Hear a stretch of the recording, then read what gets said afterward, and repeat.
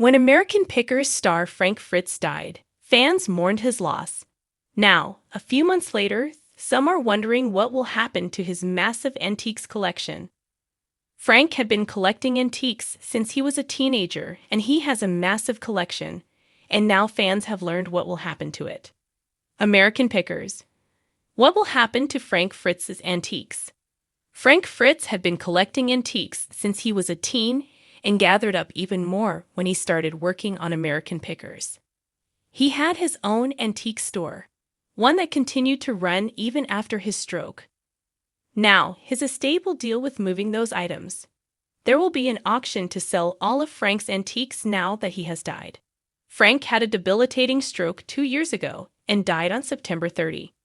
Over his life, Frank collected motorcycles, vintage signs, and other antiques. He sold several items at his store, Frank Fritz Finds, in Savannah, Illinois. His longtime friend, Jerry Gendreau, said they will have an auction to move his items. That's what I would do because of his fan base. I think he'll do really, really well with an auction, Jerry said, via the U.S. Sun.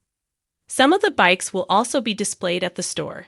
Before his stroke, Frank had taken a picture of himself with his massive bike collection, which included rows of motorcycles.